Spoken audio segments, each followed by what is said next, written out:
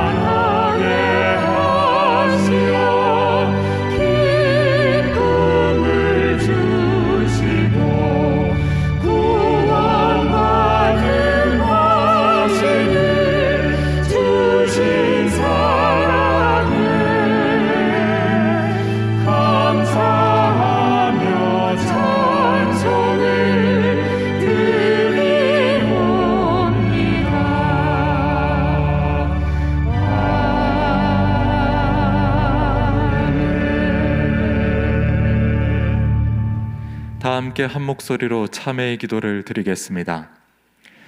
사랑과 은혜가 풍성하신 하나님 아버지, 2021년도 마지막 주일에 제가 심히 안타까운 마음으로 주님 앞에 섰습니다. 지난 1년을 돌아보니 저의 완악했던 마음과 행실들이 선명하게 드러나고 있습니다.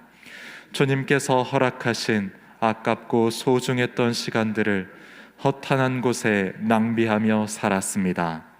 세상에 취하여 살다가 하나님께 충성하고 교회를 위해 헌신하며 이웃을 섬길 수 있는 수많은 기회들을 놓쳐버리고 말았습니다.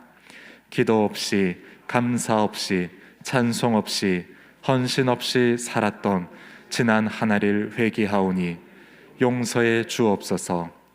열매 없는 무화과 나무를 참아주며 땅을 두릅하고 거름을 공급했던 농부와 같이 자비로우신 하나님, 저에게 다시 한번 기회를 주옵소서. 그리하여 새해에는 하나님을 기쁘시게 하는 열매를 많이 맺어 드리는 삶을 살게 하여 주옵소서. 예수님의 이름으로 이 고백의 기도를 드립니다. 아멘. 죄사함의 말씀을 들으십시오. 그들이 듣고 혹시 각각 그 악한 길에서 돌아오리라. 그리하면 내가 그들의 악행으로 말미암아 그들에게 재앙을 내리려 하던 뜻을 돌이키리라. 아멘.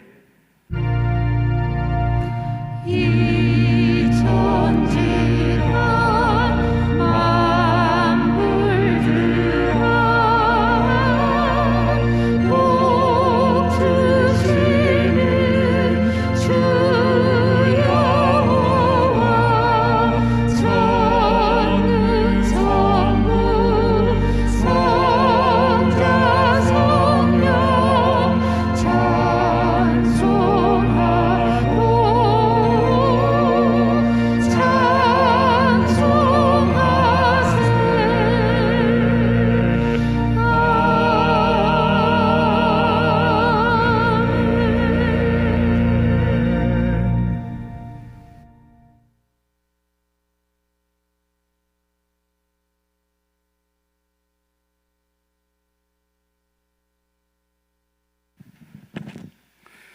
우리를 지켜주시는 하나님 은혜를 감사드립니다. 또한 저희들을 건강하게 하셔서 이렇게 예배드리게 하심을 감사드립니다. 이제 금년도 벌써 12월 달 마지막 넷째 주일입니다. 한 해의 삶을 정리하며 마무리할 때인데, 특별히 하나님과의 관계 속에서 저희들의 믿음을 돌아보게 하여 주시옵기를 간절히 원합니다. 한 해 동안 저희들이 믿음 위에 굳게 서지 못했던 일들이 너무도 많았습니다. 그리고 때로는 언행일치의 생활을 하지 못했고 거룩한 삶도 살지 못했습니다. 유성과 교만에 차 있을 때도 많았습니다. 이 시간 진실하게 자신의 죄인된 모습을 발견할 수 있게 하여 주시고, 피 묻은 주님의 십자가 아래에서 양털같이 희게 하여 주시는 주님을 바라보게 하여 주시옵소서. 우리 교회에 속해 있는 성도들 삶과 가정을 위해 기도합니다. 성도들이 간절히 기도하며 소원하는 내용들을 주님께서 아시오매 이루어 주시옵시고 응답하여 주시옵소서. 주님, 성도들이 경제적으로 어려움을 겪고 있는 성도가 있거든 모든 어려움을 하루속히 회복시켜 주시옵시고, 육신의 질고로 고통스러워하는 성도가 있습니까? 주님 손으로 치료하여 주시옵소서. 요즘 코로나로 이 나라가 어지럽습니다. 코로나를 물리쳐 주옵소서. 작은 바이러스 하나로 자영업자가 흔들리고 경제적으로 많은 어려움을 당하고 있습니다. 주님 해결하여 주시고 코로나로 말미암아 저희들에게 깨달음 있게 하여 주옵소서. 귀한 말씀 전가하신 목사님 붙들어 주시고, 귀한 말씀을 성도들이 들을 때 신명과 골수가 쪼개지는 역사가 있게 하여 주옵소서. 저희 성도들 맡은 사명 잘 감당하게 하시고, 교회에서나 사회에서 동료들에게, 주위분들에게 칭찬받는 삶이 되게 하옵소서. 저희들은 예외 없이는 살아갈 수 없는 연약한 존재들입니다. 은혜를 베풀어 주시고 저희들이 어디에 서 있는 곳이 사랑과 감사가 넘치며 아름다운 예배의 처소가 되게 하옵소서. 예배자로 서기를 원합니다. 예배 중 일과를 주님께 의탁하옵고 고맙고 감사하신 예수님 이름으로 기도드립니다. 아멘.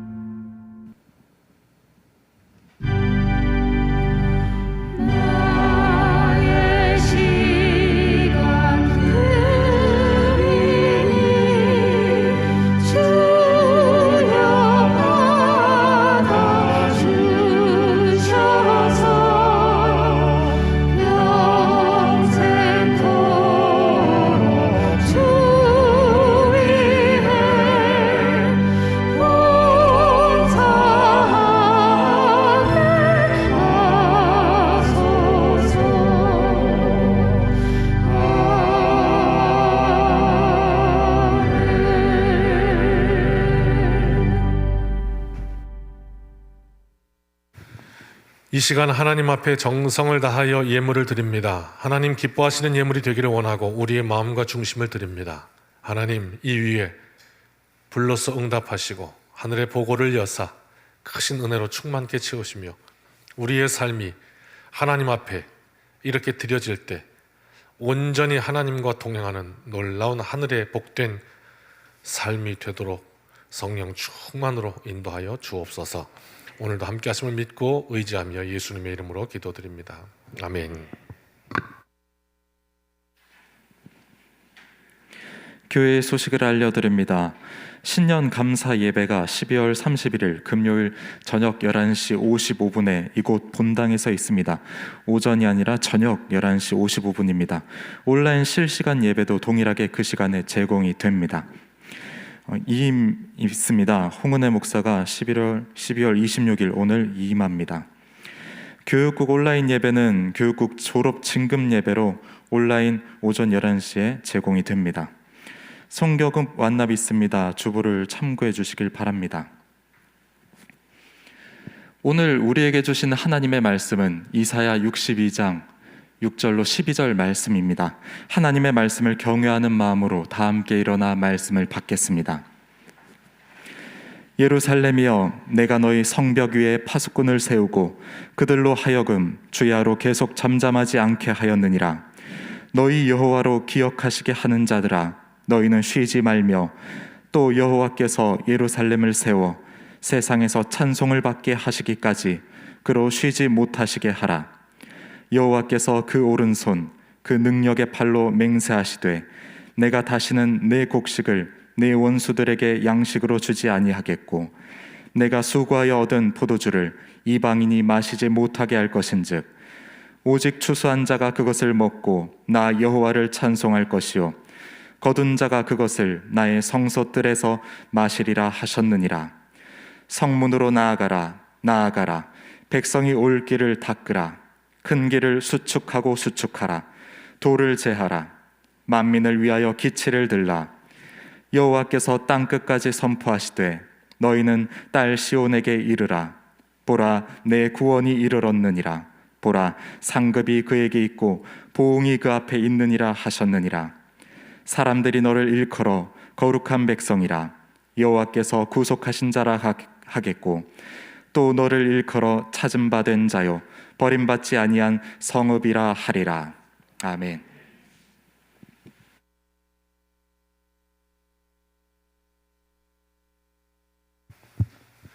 홍은혜 목사님 앞으로 잠깐 나오겠습니다. 그동안 우리와 함께 사역했던 5년여의 시간이 되어서 이제 수련목부터 그 전부터도 이미 우리 교회 모태신앙으로 계속해서 떠나지 않고 있었죠. 우리 교회에서 이제 수련목부터 이제 5년 됐습니다. 그래서 이제 목사가 되어서 또 다음 사역지를 향해서 또 나아갑니다. 그동안 수고하셨고 고생하셨고 우리 2층에 뒷문을 조금 닫으시는 게 좋을 것 같습니다. 누가 해주시겠어요? 추우실 것 같아요. 감사해요. 네, 고맙습니다. 그동안의 사역 감사하고 앞으로의 길도 또 하나님께서 귀하게 사용하실 줄 믿습니다 하는 마음으로 함께 잠시 기도하겠습니다. 하나님, 그동안 함께 하심을 감사합니다.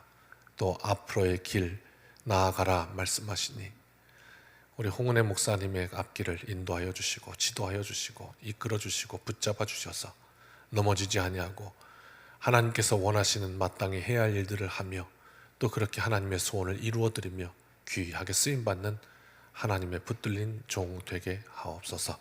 앞으로의 길도 인도하실 줄 믿고 축복합니다. 예수님의 이름으로 기도합니다. 아멘. 수고하셨습니다. 감사합니다. 고생하셨습니다. 우리 큰 박수 인사합시다. 감사합니다.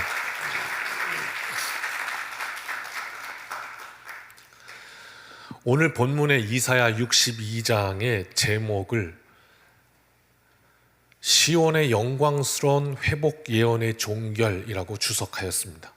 다시요. 시온의 영광스러운 회복의 종결. 시온이 있는데 그 시온이 영광스럽게 회복된다는 말이고 그것의 종결이란 말이니까 완전하다는 거예요. 뭐가요? 이사야 62장의 이 선포가 말입니다. 이게 그런 내용이다 그 말이에요.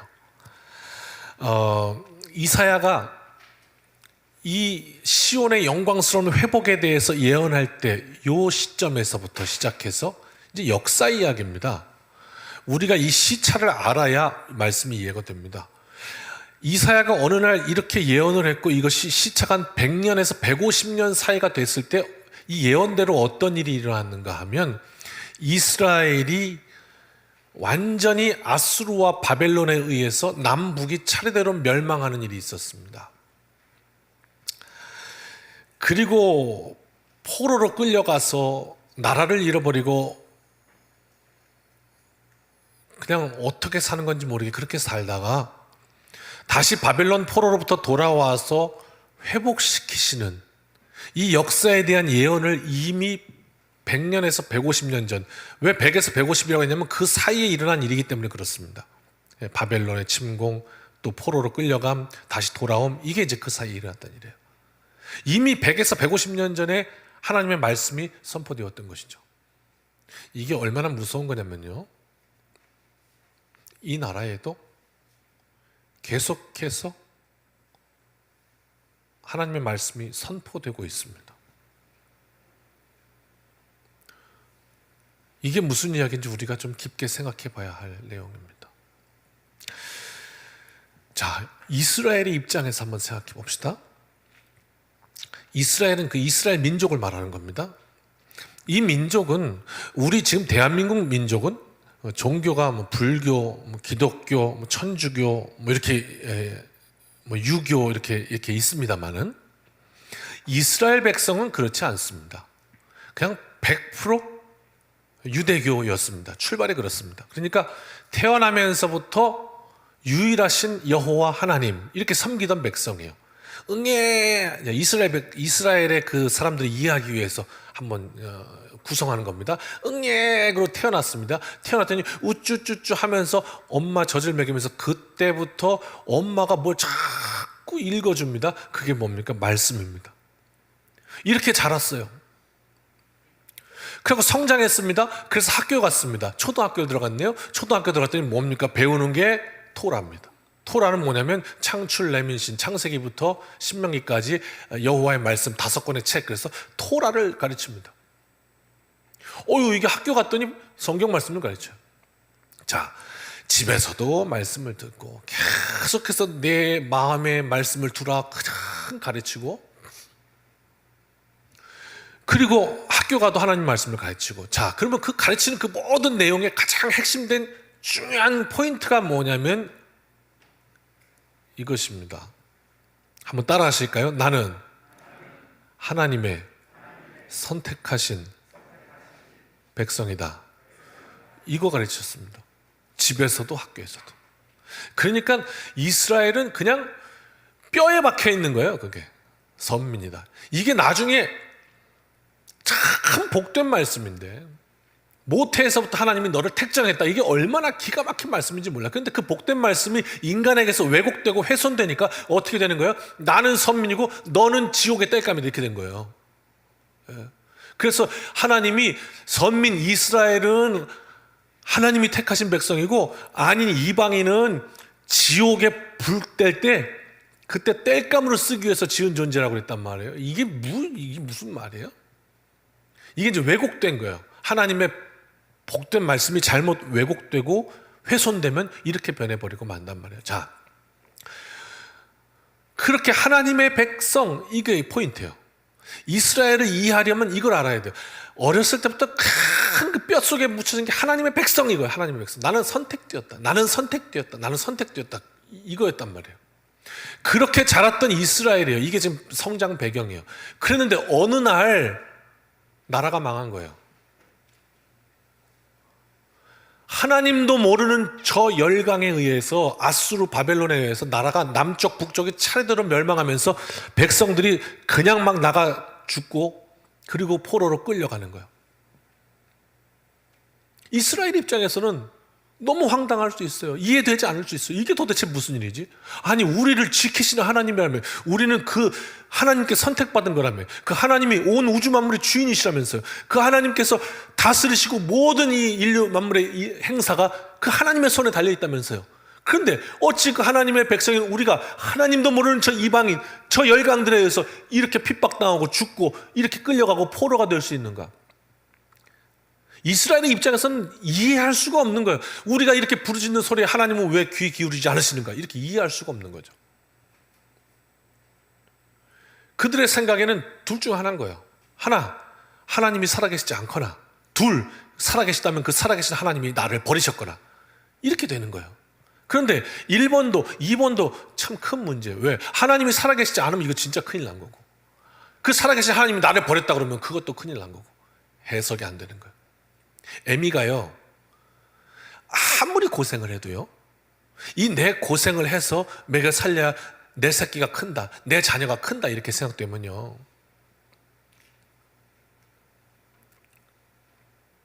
어떤 고생을 감수해요. 참아요. 어디까지 참냐?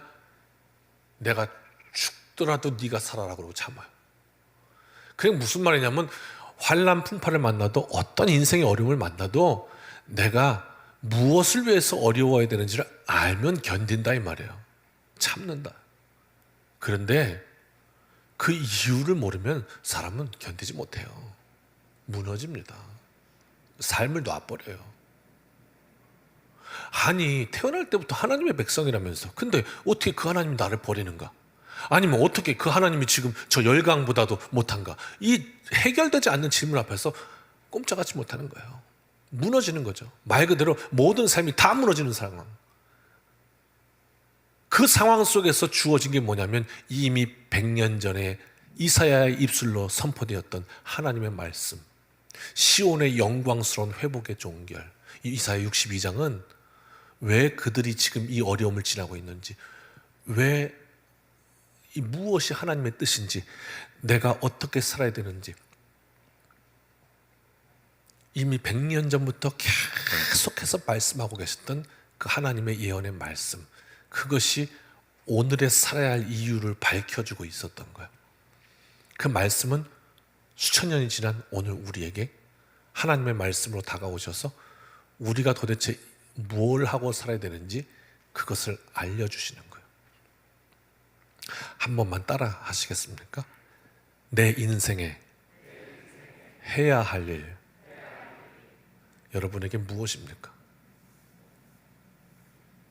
이제 계속 우리는 이렇게 살겠죠? 그러다 어느 날 하나님이 부르시면 우리는 다 갑니다. 나오는 건 순서 있어도 가는 건 순서 없다고, 언제 내가 갈지 모르지만 분명히 하나님의 그 앞으로 가게 됩니다. 자, 그렇다면 그 하나님 앞까지 가게 될 때, 그때까지 내 인생 속에서 여러분이 해야 될 일이 뭐냔 말입니다.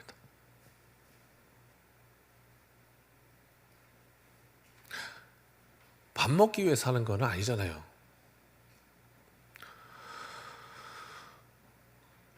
뭘까 내가 해야 될 일은?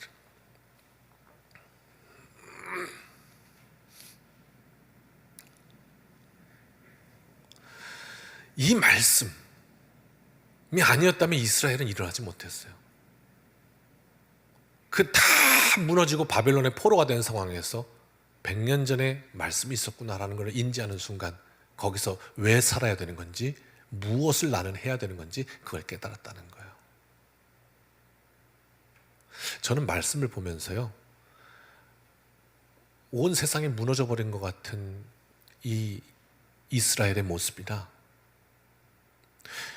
코로나에 다 박살나버린 우리 지금 인류의 이 상황이나 너무너무 닮아있고 통하는 게 있어요. 오늘 말씀 시온의 영광스러운 회복의 예언은 이 시대 우리를 향한 하나님의 말씀입니다. 오늘 우리는 수없이 그동안 들려왔던 하나님의 말씀, 그리고 자연의 경고, 모든 것들을 무시하고 멋대로 환경을 파괴하며 그렇게 살았습니다. 목사님, 저는 아니에요.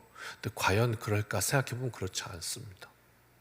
우리가 사용하는 것들, 그거 다 환경을 파괴하는 것들이었습니다. 아무데나 막 버렸던 휴지, 쓰레기, 그런 것들이 다 모여서 오늘날 그렇게 환경이 파괴되었습니다. 아무렇지도 않게 그냥 일회용품 푹푹 하던 것이 다 우리에게 재앙으로 돌아왔습니다. 이 모든 우리가 사실은 다 공범입니다. 그래서 우리뿐 아니라 우리 후손들, 예전에는 다음 때에게 좋은 거 물려줘야 되고 그러다가 이제는 그게 아니고 우리 때에 그렇게 지금 정말 큰 위기를 맞고 있습니다. 우리 후손들은 어쩌면 평생 마스크 못 벗을 수도 있습니다. 이 세월이 참 그렇다는 게요. 이제 원로 목사님 이제 하늘나라 가신 지가 한 7년 됐습니까? 근데 원로 목사님 모르세요, 마스크가 뭔지.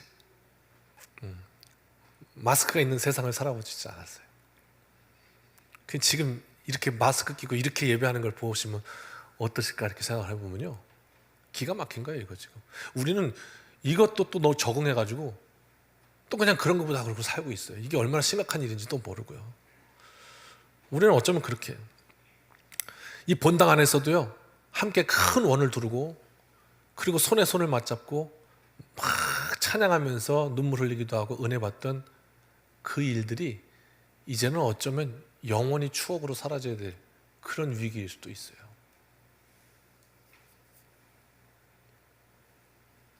그렇다면 오늘 이 어려움 앞에서 우리는 이제 어떻게 살아야 되는 건지, 그리고 나는 내 인생에 뭘 해야 되는 건지,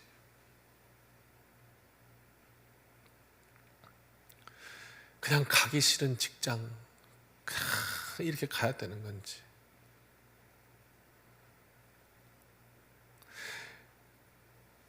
제 집무실에 이렇게 화이트보드가 있어요 뒤에. 그래서 이제 꼭 해야 될 일, 까먹으면 안 되는 일, 이런 일을 적어 놓으려고 화이트보드를 이렇게 만들어 놨는데, 그게 있잖아요, 한 3년 전부터 제 막내 딸의 낙서장이 되어버렸어요. 오기만 하면 한마디씩 써놓고 가는 거예요. 그러면서 죄송해요, 그냥 용서하세요, 그냥 아빠와 딸 간의 대화니까. 거기다 어느 날 아빠 이거 지우지 마셈, 지우면 연 끊어요. 이러고 낙서를 남겨놔가지고 그 다음 또 지우지도 못하고 있어요. 근데 거기다가 최근에 뭐라고 남겨놨냐면, 아빠 정말 연습하기 싫다. 제 딸이 노래하거든요. 정말 연습하기 싫다. 크크크 그렇게 남겨놨어요, 낙서를. 그걸 제가 읽었어요 엊그제. 그리고 저도 모르게 혼잣말로 그랬어요. 나도 설교 준비하기 싫다. 근데 여러분,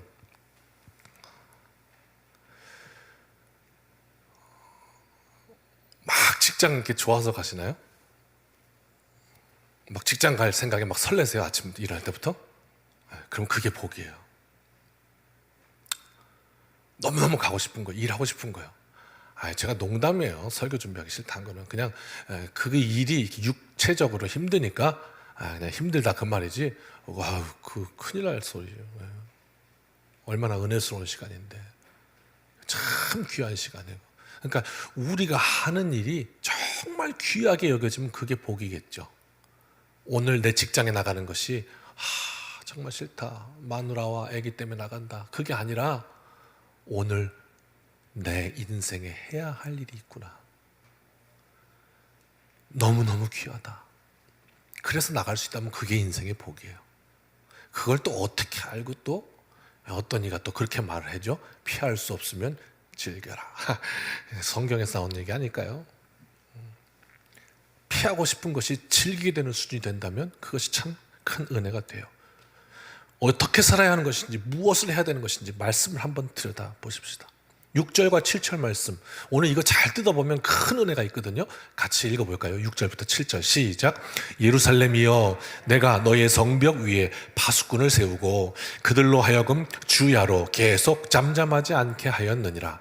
너희 여호와로 기억하시게 하는 자들아, 너희는 쉬지 말며 또 여호와께서 예루살렘을 세워 세상에서 찬송을 받게 하시기까지 그로 쉬지 못하시게 하라. 아멘. 말씀의 스케일이 어마어마하거든요. 시온의 회복 예언의 종결,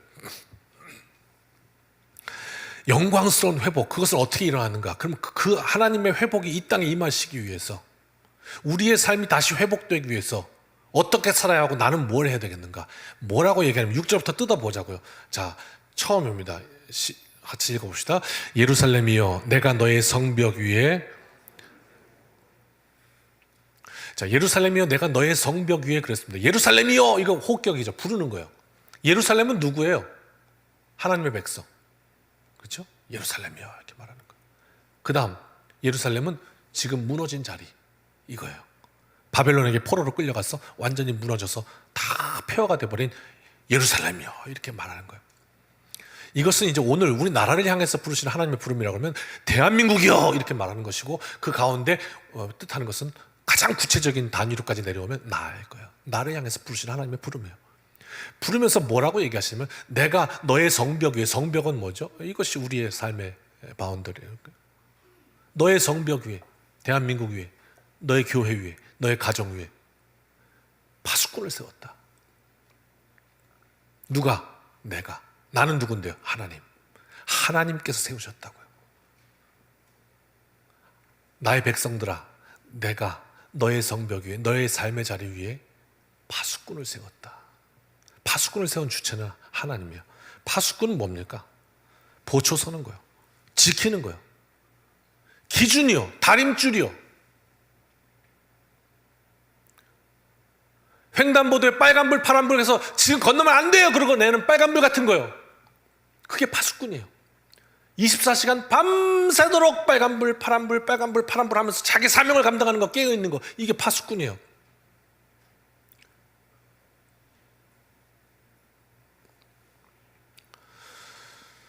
누가 잘못하면 그거 잘못된 것이라고 말할 줄 아는 거예요. 진리 앞에 비겁하지 않은 거예요. 이 세상에 잘못된 것을 알려야 하니 그게 내게 설령 손해가 될지라도 해야 한다면 해야 하는 거예요. 적군이 들어와가지고 내 목에 칼을 딱 대고 조용히 해, 죽여버릴 거야 라고 했을 때 내가 죽을지언정 적군이 쳐들어왔어 하고 소리 지를 수 있는 거, 그게 파수꾼이에요. 내 나라를 지키는 거예요. 내 가문을 지키는 거예요. 내 교회를 지키는 거예요. 내 가정을 지키는 거예요. 내 나라를 지키는 거, 그거 말입니다. 그런데 그 파수꾼을 누가 세우냐? 내가 세운다고. 그 내가 누구예요? 하나님이에요. 하나님이 너의 무너진 그 삶의 자리 위에, 그 성벽 위에 파수꾼을 세운다. 6절 다시 읽어봅시다. 시작. 예루살렘이여, 내가 너의 성벽 위에 파수꾼을 세우고. 그렇습니다. 내가 대한민국에 파수꾼을 세우고, 내가 너의 가문 위에 파수꾼을 세우고, 내가 너의 교회 위에 지키는 자를 세우고, 그 말입니다. 그 다음 말씀 또 뜯어봅시다. 시작. 예루살렘이여, 내가 너의 성벽 위에 파수꾼을 세우고 그들로 하여금 주야로 계속 잠잠하지 않게 하였느니라. 파수꾼을 세우신 건 하나님이에요. 그리고 잠잠하지 않게 했어요. 어떻게? 주야로, 밤낮으로. 잠잠한 건 뭐예요? 조는 거잖아요.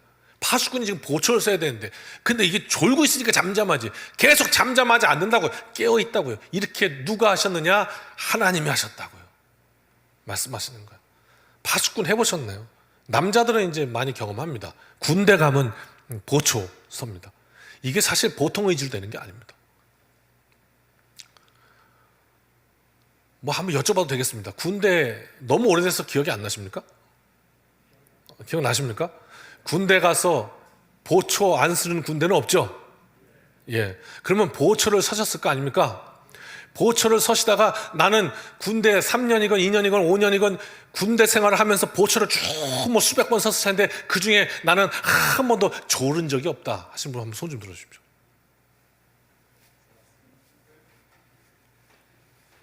예. 내가 드시면 그 군대까지 따라가려고 그랬어요. 뒷조사 좀 하려고. 이게 군대 가보신 알지만 그렇게 졸려요. 하루 종일 고되고 피곤하니까 저녁에 주치님 그러면 먼저 못 자면 또 코 고는 애들이 있었고 먼저 자야 돼요. 근데 그냥 염려할 필요 없어요. 군대에서 불면증 있다는 사람 들어본 적이 없어요. 머리 대면 자요 그냥. 그렇게 자다가 새벽에 그러면 이렇게 비몽사몽으로 나가갖고 보초서다가 어쩔 수 없으면 그래갖고 꼭 선임은 자요. 후임은 보초 세워놓고. 네. 근데 후임은 이제 잘 수가 없어요. 왜? 가끔 깨가지고 보거든. 네. 그러니까 이제 후임은 이제 쓰는 거예요. 그러다가 선임이 되면 자요. 그러다가 가끔씩 후임도 자요. 근데 하필이면 그때 당직사관이 올라와요. 그래서 딱 걸려. 그 이제 밤새도록 또 이제 추석 부르면 머리 맞으면서 이제 벌 쓰고 뭐 이런다고요. 그러니까 이게 보초 쓰면서 졸지 않는다는 건 참 이게 있기가 어려운 일이에요. 주야로 잠잠하지 않는 것은 있을 수가 없는 일이에요. 그런데 그렇게 하시겠다. 누가? 하나님께서. 이런 말씀이거든요. 하나님께서 세우셨고 하나님께서 감당하게 하시는 거예요. 파수꾼을. 오늘 우리는요, 우리가 하나님을 선택했고 우리가 내 선택으로 교회 나왔고 우리의 믿음으로 하나님을 믿었고 오늘 하나님, 내가 하나님의 백성입니다. 우리의 입술로 고백했는데 말씀은 뭐라고 얘기했냐면 내가 선택한 거 아니고 내가 나온 거 아니고 내가 믿은 거 아니고 하나님이 나를 선택하셨고 하나님이 나를 주님의 전으로 발걸음 옮겨 놓으셨고 하나님을 믿을 수 있도록 내 마음속에 믿음이라는 걸 주셔서 믿어지게 하셨고 다 하나님이 하셨다는 거예요. 그리고 파수꾼으로 세우시고 주야로 잠잠하지 않게 하는 것도 하나님이 하실 거라는 거예요. 주권이 전부 하나님께 있다는 거예요. 내게는 없어 일도. 근데 7절에 기가 막힌 얘기를 하시죠. 6절 조금 더 갈까요? 다시 한번 읽읍시다. 시작. 예루살렘이여 내가 너의 성벽 위에 파수꾼을 세우고 그들로 하여금 주야로 계속 잠잠하지 않게 하였느니라. 그 다음 너희 여호와로 기억하시게 하는 자들아 너희는 쉬지 말며. 그런데 우리한테 쉬지 말라고요. 하나님이 다 하신다면서요. 그런데 쉬지 말라고. 이유는 파수꾼이니까. 그리고 할 일이 있는 인생이니까. 이걸 알았으니까. 내가 그냥 날마다 이거 진짜 내가 그냥 그만두고 싶은데 이직하고 싶은데 그냥 그게 아니라 오늘 할 일이 있구나. 오늘 할 일이 있구나. 이렇게 만드셨으니까 파수꾼으로. 그러면서 기가 막힌 비밀 창고를 보여주십니다. 다음 절 7절이죠. 같이 읽습니다. 또 여호와께서 예루살렘을 세워 세상에서 찬송을 하시기까지 그로 쉬지 못하시게 하라. 하나님이 하시는 거거든요. 회복도 영광도 다 하나님이 하신다 했어요. 파수꾼을 세우신 것도 하나님이고 졸지 않고 지킬 수 있는 것도 하나님이시라고 했어요. 근데 말씀이 뭐라고 하냐면 그 하나님께서 너로 인해서 이 세상 속에서 찬송 받으실 때까지 너는 하나님을 쉬지 못하시게 하라고. 누가 말씀하셨냐? 하나님이 말씀하셨어요.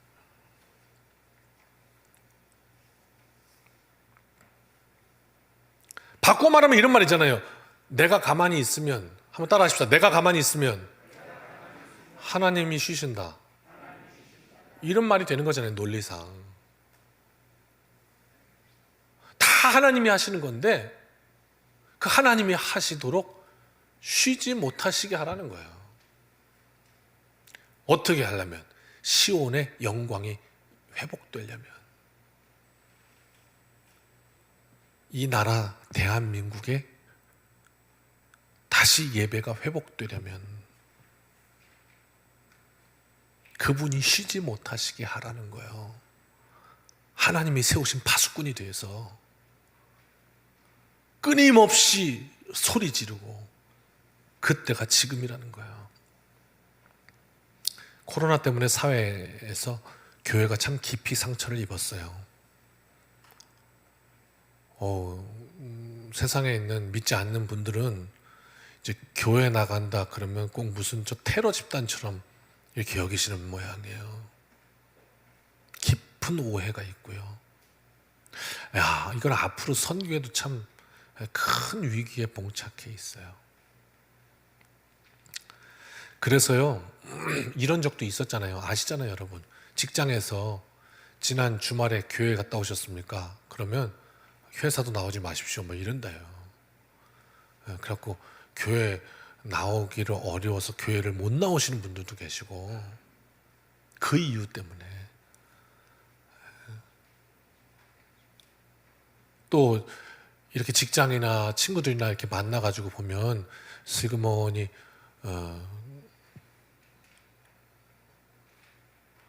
혹시 종교가 있으세요? 그냥 이렇게 웬만하면 교회 다니는 거 드러내고 싶지 않다 하는 이야기도 들어요. 이 방향이 조금 있으면 나오겠지만 성문으로 나아가라, 예배를 통해 나아가라 이런 말인데, 방향이 교회에서 사회가 되어야 되는데 이 거꾸로 이 흐름이 점점 이게 교회로 치고 들어와서 그렇게 약해져요. 근데 말씀은 뭐라고 그러냐면요, 우리가 파수꾼이래요. 파수꾼은 뭐냐? 소리 지르는 사람이에요. 알리는 사람이라고. 이 세상이 사망을 향해서 가고 있다면 그걸 생명으로 바꾸는 것도 우리가 해야 된대요. 멀게 아니고 우리 삶의 자리에서, 내 삶의 자리에서 내가 해야 될 일이라는 거예요. 그게 내 인생에. 그렇죠. 우리가 뭐하다 죽겠어요. 하나님의 영광스러운 회복, 그걸 위해 내가 파수꾼으로 쓰임받았습니다. 그것보다 더 영광스러운 내 인생의 사명이 어디 있겠어요. 그래서 정말 믿음으로 용기를 내야 될 때 그때가 지금이라는 거예요. 이것이 바벨론의 포로 가운데 모든 것이 무너졌던 그 이스라엘에게 내렸던 하나님의 말씀이에요. 네가 지금 네 인생에 해야 될 일은 뭐냐면 파수꾼이 되어서 나는 크리스천입니다. 나는 예수님 믿는 사람입니다. 나는 교인입니다. 그리고 크리스천의 삶이 지금 세상이 욕하고 있는 그런 삶이 아니라는 것을 내 삶으로 보여주어야 하지 않겠습니까? 다른 이의 문제는 일단 접어두고라도 나는 하나님의 파수꾼이 되어 이번 주에 말씀 들었으니까 예전 100년 전 이사야가 선언할 때 그때 개똥같이 듣고 아무것도 안 듣고 있다가 나중에 무너진 자리에서 비로소 아니고 오늘 말씀 이 어려운 무너진 자리에 주셨으니 다시 회복시키는 하나님의 말씀으로 붙들겠습니다. 교회 다니는 사람들 전부 다 나쁜 놈들인 줄 알았더니 거짓말 짓는 줄 알았더니 아니네, 이렇게 되어야 하지 않겠습니까? 우리가 다시 그 흐름을 바꾸는 시작점이 되어야 하지 않겠습니까? 그런데 그건 하나님이 직접 하시는 일이래요. 전적으로 하시는 일이래요. 파수꾼을 세우시는 것도 하나님이고 주야로 잠잠하지 않게 하는 것도 하나님이시고, 그러나 7절에 하나님께서 예루살렘을 세워서 이 땅을 회복시키시고 세상으로부터 찬송을 받게 하실 때까지, 즉 언젠가는 그 파수꾼이 서 있으면 여호와께서 하나님께서 이 세상 속에 찬송받으실 날이 올 것인데, 그때까지 네가 해야 될 일은 뭐냐면, 내 인생에 해야 될 일은 뭐냐면 하나님께서 쉬지 못하시게 하라는 거예요. 어떻게 하면 하나님이 쉬지 못하실까? 끊임없이 하나님 앞에 간구하고 끊임없이 기도하고 끊임없이 교제해서 하나님께서 내 인생에 계속해서 일하시도록, 그게 파수꾼이라는 거예요. 그러면 하나님의 역사를 드러내는 통로가 될 거래요. 한번 따라해 보실래요? 이것보다 더 가슴 벅찬 말이 없거든요. 이 땅에 내가 마지막 그리스도인이 될지라도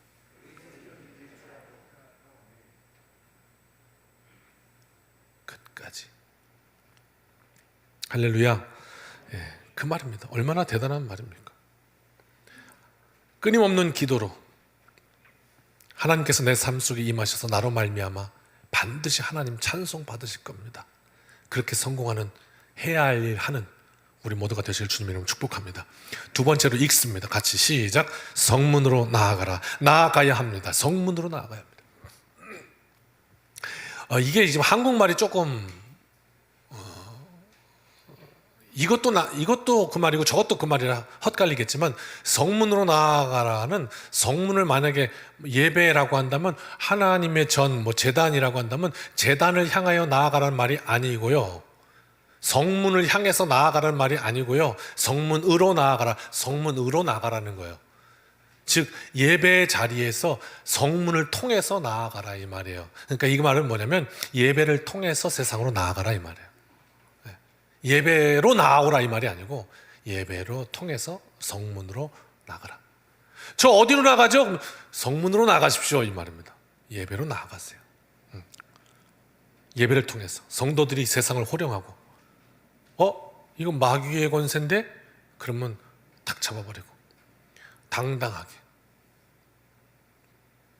부끄러움 없이, 그래서 두려움 없이 그렇게 사는 것.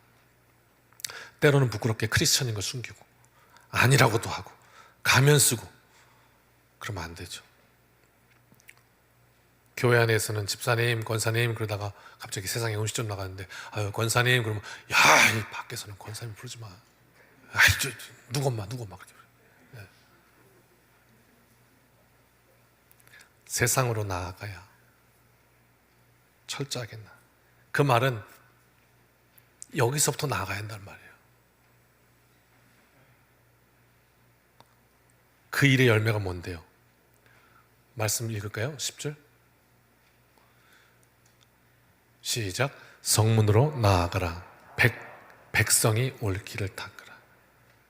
당신들이 예배를 통해 세상에 나아가야 세상 사람들이 예배를 향해서 올 거 아닙니까?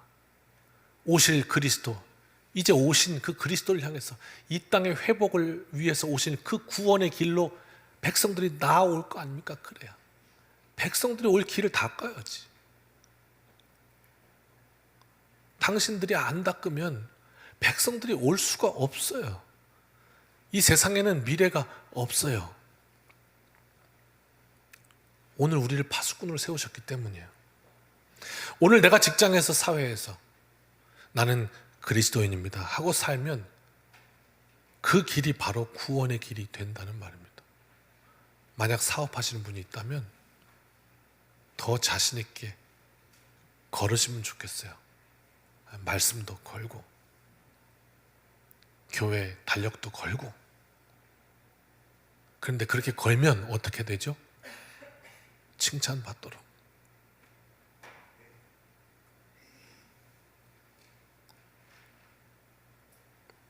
그러면 그걸 보고 세상 사람들이 하나님 앞에 나오는 길이 된다는 거예요. 그 길을 닦는 게 파수꾼이 하는 일이에요. 오늘 우리가 해야 할 일이에요. 우리 인생 가운데 해야 할 일이에요. 난 뭐 하다 죽지? 내가 해야 될 일이 있다고요. 세 번째, 같이 읽읍시다. 시작. 수축하라. 그럽니다. 수축하라. 그 길을 닦는 거. 여러분, 길을 닦는다는 건요, 뭘 의미하냐면, 다른 말로 하면, 한번 따라합시다. 희생. 이겁니다. 희생이라는 말은요, 기독교의 핵심 가치입니다. 심장과도 같은 거예요. 왜? 그리스도께서 이 땅에 오심으로, 희생하심으로 우리를 살리셨기 때문이에요. 세상은 이와 반대로 생각합니다. 어떻게 하면 내가 손해보지 않을까? 어떻게 해야 내가 이득을 볼까? 이게 세상의 생각입니다만, 오늘 수축하라 하는 것은, 우리에게 할 일이 있다는 건 뭐냐면 희생을 의미하고 있습니다. 적어도 수축하는 게 뭘까? 이 물음이 우리에게 있어야 합니다. 전도하고 싶지 않습니까? 예배를 통해 성문으로 나가야 합니다. 그리고 길을 수축합니다. 무슨 말입니까? 아, 저 사람도 나와 같이 예수님을 알았으면 좋겠다. 구원받은 백성이 됐으면 좋겠다. 이 무너진 삶의 자리에서 다시 회복해야 하고 하나님의 나라를 오게 하는 놀라운 사명이 됐으면 좋겠다 하는 사람이 있다면 내가 희생해야 합니다. 밥도 사줘야 되고 커피도 사줘야 되고 시간도 내줘야 되고 수고도 해야 되고. 희생 하나도 안 하고 그냥 교회 같이 갈래? 아니, 안 갈래. 그래, 알았어. 그러면 그 복음이 그냥 싸구려 복음이 되고 맙니다. 길을 닦는 것은 희생을 의미합니다. 눈물로 씨를 뿌리면 기쁨으로 단을 거두는 것, 그것이죠. 마지막 네 번째입니다. 같이 읽습니다. 시작.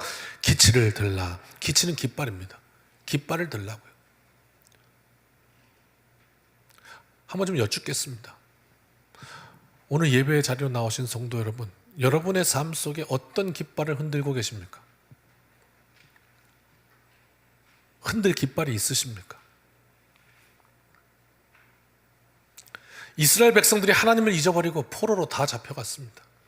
이 세상 속에 마귀의 권세 속에 사로잡혀서 믿음 다 잃어버린 것과 비슷합니다. 그러니까 그 삶에 오는 현상은 뭐냐면 두려움이고 어지러움이고 혼란스러움입니다. 왜? 방향을 잊어버렸으니까.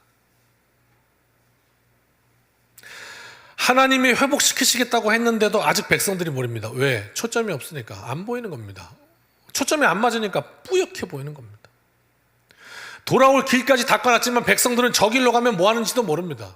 그래서 어떻게 해요? 깃발을 흔들어줘야 됩니다. 이것이라고, 이것을 위해 이리로 와야 한다고 이렇게 깃발을 흔들어줘야 되는 겁니다. 그게 무슨 의미일까?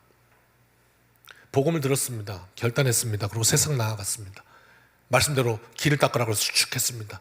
희생했습니다. 그럼 어떻게? 이제는 깃발을 들어야죠. 뭘 위해 내가 살고 있는지 분명하게 말해야죠. 너는 무엇을 위해 살아야 하는지 분명히 전해줘야 되죠. 누가 됐건. 미국에 있을 때 제 앞집 살던, 너무 우리를 좋아해서 우리 앞집으로 이사 왔던 집사님 가정에 한 분 계세요. 이제 미국에 이민을 가잖아요. 그러면 그 한국 사람을 만날 수 있는 데가 교회밖에 없어요. 그래서 믿지 않는 분들도 미국만 오면 다 일단 교회를 나가요. 한인회랑 비슷한 거거든요. 그렇게 하고 이제 교회 나와서 신앙생활하고는 그래요. 자, 이제 그분도 자녀가 셋이 있는데 자녀가 이제 교회 가서 이제 크리스마스 요번에 이제 행사도 하고 뭐 이렇게 하니까 그거 이제 보려고 나왔다가 교회 나오시게 된 거야. 그러다가 어쩌고 뭐 한 3년 5년 지나니까 집사 직분까지 받았어요. 그런데 아직 뭐가 뭔지 잘 모르겠는 거예요. 그냥 이제 저희랑 가까워가지고 가까이 이사 오시니까 계속 물어요, 나한테. 그때는 전도사였거든요. 전사님 그러면서 야, 이게 한 주에 질문이 한 3-4개씩은 어려운 질문이 와요. 계속 묻는 거예요. 그 이분이 어떤 분이었냐면요, 물리학 박사예요. 천재. 그래가지고 자기 사업을 하고 계신데 이제 진짜 희한한 질문 많이 들었어요 그때.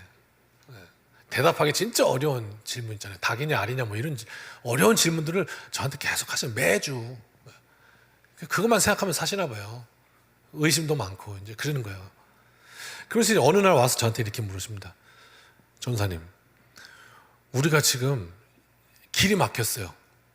그래가지고 이 사업을 지금 접고 내가 이 사업을 계속 해야 되는지 아니면 대기업으로 다시 들어가야 되는지 그거를 모르겠어요. 뭐 하나님의 뜻이 뭡니까? 이러고 저한테 물으시는 거예요. 하나님의 뜻은 하나님이 가서 묻지 왜 나한테 가서 묻냐? 좀 그러네. 그럼 또 물어. 그 다음 주 전사님, 제가 지금 미국에 계속 남아있어야 될지 한국에 들어가야 될지 그걸 모르겠는데 제가 신앙생활 하다 보니까 분명히 기도하면 하나님께서 동쪽이다 이렇게 말씀하실 것 같은데 말씀을 안 하세요. 한국이다 이래야 내가 한국을 할 텐데 말씀을 아무리 기도를 해도 말씀 안 하세요. 무엇이 하나님의 뜻인지 어떻게 알 수 있습니까? 이게 질문이었어요. 야, 하나님의 뜻이 동쪽입니까? 이렇게 물을 때는 이렇게 말하는데 어떻게 하나님의 뜻을 알 수 있습니까? 이렇게 묻는 나도 심각해졌어요. 그래서 고민했죠. 그리고 잠깐 기도하고 이런 답을 들었어요. 죄송합니다. 기분 나쁘게 듣지 마십시오. 지금 집사님의 그 질문을 보고 이렇게 보니까 집사님은 지금 인생에 초점이 맞지 않는 것 같습니다. 용서하십시오. 그랬어요. 안경이요, 초점이 안 맞으면 안 보입니다. 그냥 사물은 선명하게 있음에도 불구하고 내 눈이 좋지 않기 때문에, 내가 초점이 안 맞았기 때문에 그 분명한 사물이 뿌옇게 보입니다. 안 보입니다. 저도 초점 안 맞으면 지금 여러분 다 그냥 그렇게 보입니다. 현미경도 초점이 안 맞으면 아무것도 안 보입니다. 그냥 뿌옇습니다. 인생도 초점이 안 맞으면 뿌옇습니다. 안 보입니다. 무엇이 깃발인지 안 보입니다. 뭘 흔들어야 되는지 안 보여요. 인생도 그 초점이 딱 맞으면, 돋보기가 초점이 맞으면 어떤 일이 일어나는지 아십니까? 나무를 태웁니다. 그러나 초점이 맞지 않으면, 초점이 맞았을 때는 인생의 홍해 같은 시험도 넉넉히 뚫어내고 태워버리지만, 초점 맞지 않는 인생은 세상적으로 흥해도 결국 그것 때문에 망합니다. 돈 많이 벌어서 돈 때문에 망하는 진짜 우스운 인생이 되고 맙니다. 어떤 인생이요? 초점이 안 맞으면 그래요. 그 초점이 뭡니까? 내가 내 인생이 뭘 해야 되는지, 내 인생은 어디로 가고 있는 건지, 이게 안 맞으면 말입니다. 내 인생의 초점은 뭔데요? 이렇게 물으시길래 하나님의 영광이요. 지금 그게 빠졌지 않습니까? 당신의 인생에. 직장 왜 갑니까? 내가 오늘 해야 될 일이 있기 때문에 가는 겁니다. 정말 가기 싫은데 먹고 살라니 어쩔 수 없이 눈치 당장 때려치고 싶은데 그게 직장이 아니라 오늘 내게 예비하신 하나님의 해야 할 일이 있다. 내가 영광스럽게 나를 파수꾼으로 세우셔서 오늘도 잠잠하지 않게 하시니까 그 하나님이 나와 함께 하셔서 오늘 내가 해야 할 일이 있다. 내가 할 일은 뭐냐? 하나님께서 나를 통해 하실 그 일 쉬지 못하시게 하는 거다. 하나님 오늘도 나와 함께 해주십시오. 그리고 그냥 그렇게 돼서 내 직장이 행복해지면 그만한 복이 더 어디 있겠습니까? 먹고 살라니 어쩔 수 없어서 눈치 보고 당장 때려치고 싶은데 머릿속에 마누라와 애가 턱 떠올라가지고 어쩔 수 없이 참는 거. 그래서 인생에 우울증 오는 거 아닙니까? 직장은 그래서 가는 게 아니죠. 여러분에게 하는 말이 아니라 제가 집사람한테 그랬다고요. 오직 하나님의 영광을 위해서 나를 부르신 일터가 그곳이니 가는 겁니다. 내가 사는 목적, 그것도 해야 할 일이 있기 때문입니다. 한국 가야 합니까? 한국에서 할 일이 있어야 하기 때문입니다. 미국에 있어야 합니까? 여기 하나님께서 쓰실 필요가 있기 때문입니다. 지금 집사님은 한국이냐 미국이냐 고민하실 건데 우리가 고민해야 할 문제는 한국이냐 미국이냐가 아닌 듯 싶습니다. 초점이 안 맞은 겁니다. 그러니 초점이 안 맞으니 근심해야 할 것을 근심하고 염려할 걸 염려하고 고민할 걸 고민해야 되는데 고민해야 할 것을 전혀 고민하지 않고 근심하거나 염려할 필요가 전혀 없는 것들을 붙들고 이걸 어떻게 되냐 염려 근심하니 결국 그 일 끝에 찾아오는 건 우울증이요, 앞은 점점 더 캄캄해지고 복잡해지고 두려워지고 어지러워질 것뿐. 그리고 얼마 뒤에 참 귀한 답을 들었습니다. 저 좀 다른 삶을 살아보려고요. 하나님의 영광을 위해 살아보려고요. 간절히 기도해주고 왔습니다. 왜 살아야 하는 건지 깃발을 들어야 합니다. 깃발이 없어서 어디로 갈지 모르는 인생이 너무 많습니다. 하나님이 말씀을 정리하겠습니다. 하나님이 선택하셨습니다. 그리고 파수꾼으로 세우셨습니다.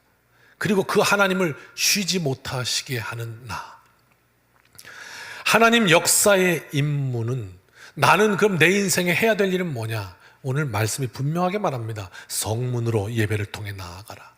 그리고 백성들이 올 길을 닦으라. 길을 수축하라. 그리고 너의 깃발을 들어라. 이것이 하나님의 말씀입니다. 그렇게 되면 어떻게 되느냐? 영광스러운 시온의 회복의 종결, 그 말입니다. 예수님 때문에 살고 그 주님이 파수꾼으로 우리를 세우시고 주님께서 내 인생을 통해서 찬양 받으시기까지 주무시지 못하게 끊임없이 기도하며, 지금 주무시다가 깜짝 놀라서 일어나셨네. 세상으로 나아가서 희생으로 길을 닦고 복음으로 깃발 높이 드는 능력의 한 주간 되시기를 주님의 이름으로 축원합니다. 우리 함께 찬양합시다.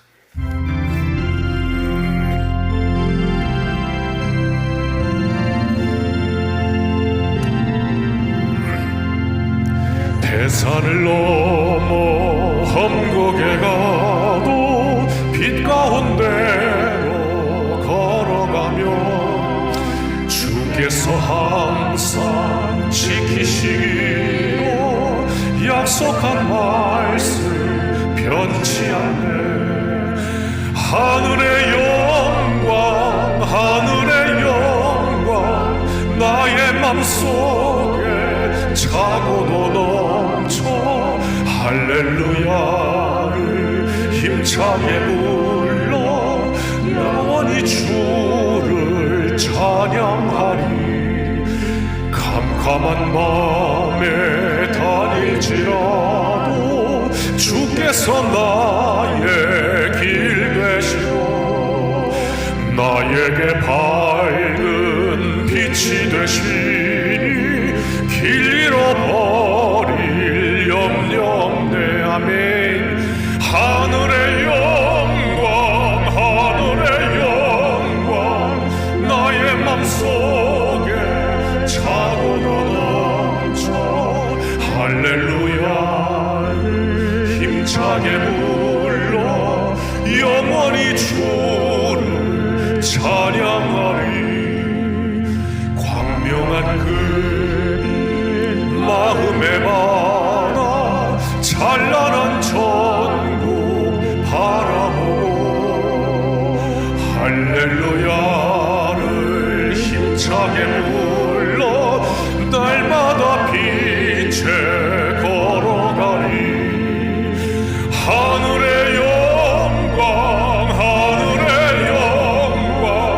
나의 맘속에 차고도 넘쳐 할렐루야를 힘차게 불러 영원히 주를 찬양하리.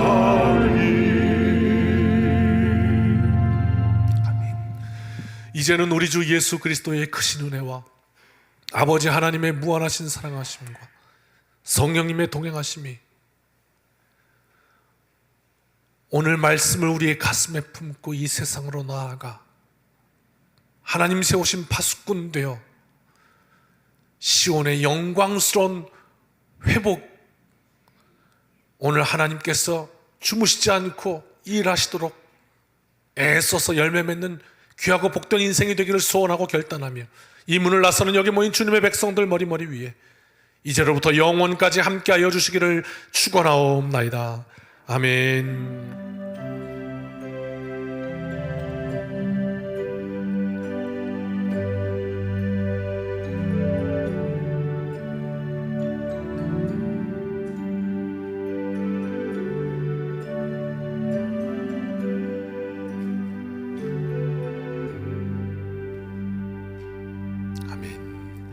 사랑하는 성도 여러분, 이 한 주간도 주님의 은혜로 승리합시다.